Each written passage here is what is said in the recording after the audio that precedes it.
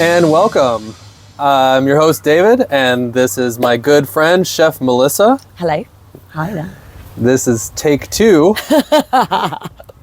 because my phone decided to do a software update in the middle of our first take, and we spoke for about 45 minutes straight, and now we're going to do it all over again. Yeah, I'm ready. Let's go again. How do we know each other?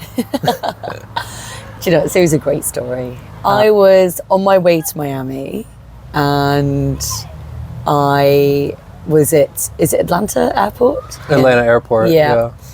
Racing to get my flight, and obviously to go to Miami. And then I bumped into you in the queue as we were boarding, right? And you were like, hey, are you British? And I'm like, yes. And you're like, we're going to be friends. Yes, it was that simple. Yep. We had a very good time, and in fact, you arrived in Miami and your friend got sick, so we got to spend a few days together. I know. You were like, hit me up, and I was like, well, I'm here to see a friend, and my friend got COVID, and I was like, I have this dude's number, shall I message him? And then I was like, fuck it, yeah, let's go for it. Yeah, you were a personal chef for 15 years? Yeah, so I've always done it as a side hustle. My parents owned pubs and restaurants as I was growing up. Apparently, I'm the only person that takes time off work to work, right, as my friends would say. Yeah. They're like, but my friends were like, why aren't you doing this full time? Right. And so I was like, well, so you got laid off, you were like, I'm not going to go into another office job, I'm just going to be full-time chef. Yep. And now you have a restaurant of your own. Yeah, I know. Tell me about the dishes that you create. Yep. So the concept is really champion wild meat. Wild meat? Yeah, wild meat. So your venison, your wild boar, and then also non-sentient seafood. So mussels, scallops, clams, all the good stuff that comes out of the sea, right? Yes. So the purpose is to have a lesser impact on the environment and work in harmony with the environment. Mm-hmm. So that's what we do. We're taking dishes that will look familiar, but we'll twist it a little bit. So like we do a venison tartare, which would normally be made with beef, but we're using venison instead. Yeah. So trying to keep it familiar, not do something really wacky with the food. It's not my style anyway, but just really good, wholesome food, introducing people to different tastes and different flavours.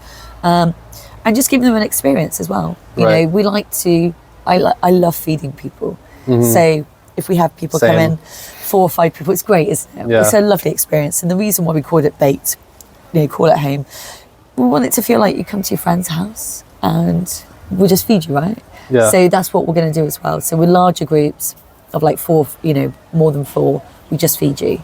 The first night that I arrived, I was in my fancy clothes, and you were shucking oysters, and I was. And put a massive hole in my hand. Yeah. Absolute schoolgirl error. Stuck a knife in your hand? Yeah, it was. Yeah, it was the one time I didn't cover my hand, and it's typical. But also, it's very easy to slip. It is. Which is why you normally have something to cover you. Right.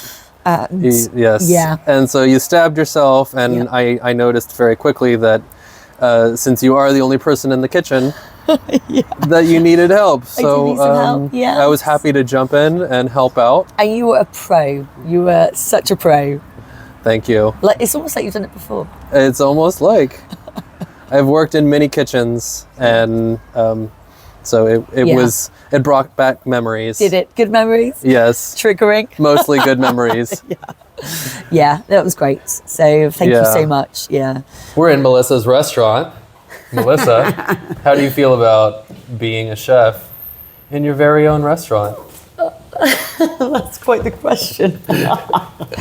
I've done this before. Yeah. So this is not alien to me, but I'm really excited to be here at Baked. So yeah, I'm excited.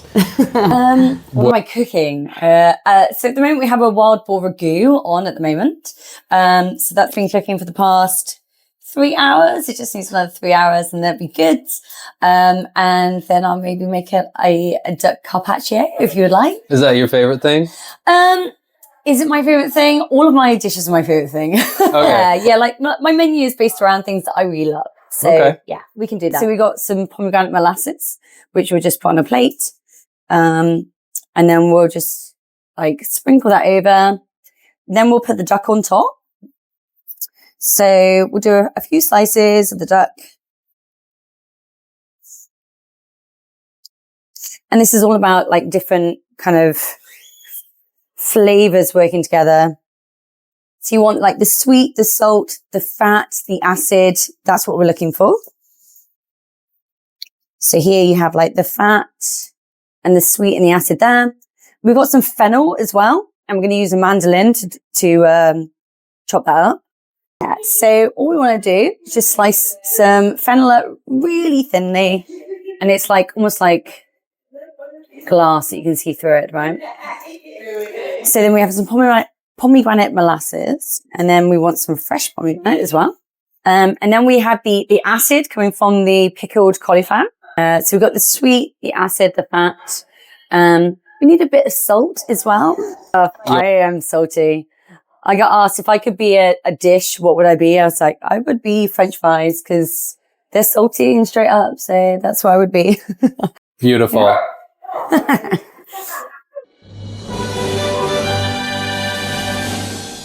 Yeah. So the owners of Bait, they own a wine bar.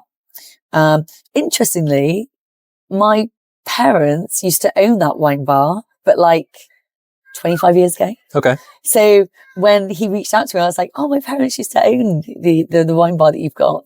So it's kind of gone full circle. Full circle. I absolutely love, yeah.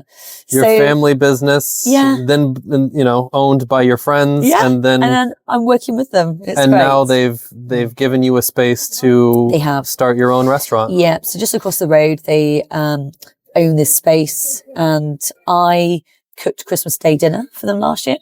I did like a kind of finish off at home boxes. So I part cooked the food.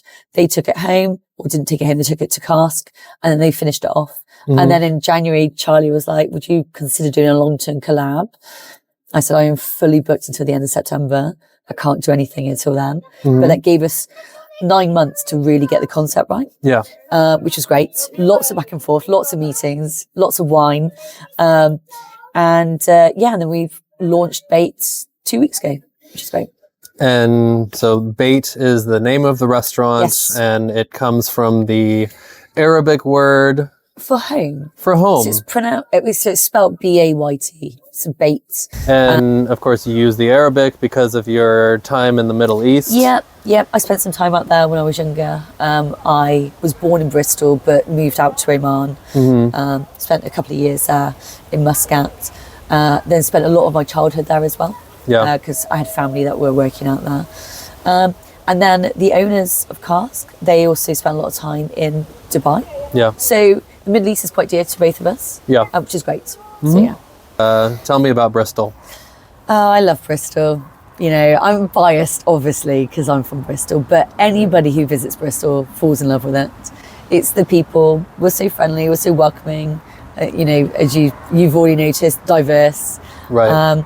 You know, this is a beautiful town. It reminds me a lot of, and I think you'd agree with this, like Portland, Oregon. Definitely, yeah. You know. I mean, I went to Portland probably about 15 years ago, and I was like, oh, this is giving me Bristol vibes. It's so great. People are so friendly. Mm-hmm. You could be as weird as you want in Portland, you know. Very similar things, you know. There's like a very hipster feel to Portland, you know, very passionate about like independence and, you know, organic food, stuff like that. Mm-hmm. And, you know, Bristol very much is that as well. Yeah. So, you know, we're one of the friendliest cities here in the UK. I've noticed that. I've been here for a few days, and there's people that I've bumped into a couple times now that notice me, recognize me. So nice, isn't it? And want to have a chat.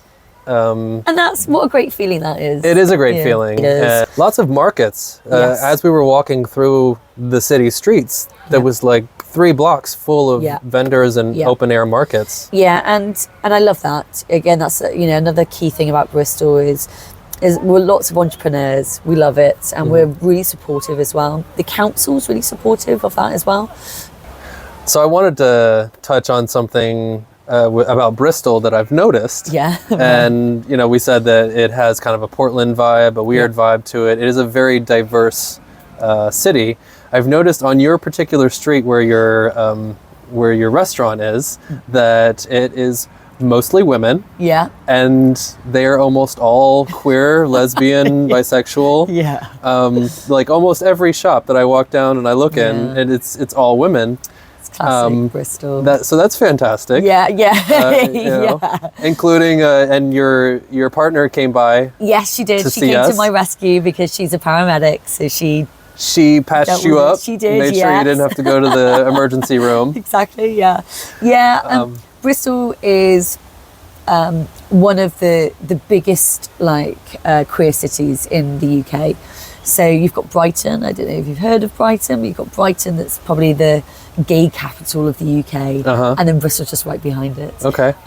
In so- Bristol here, Yeah.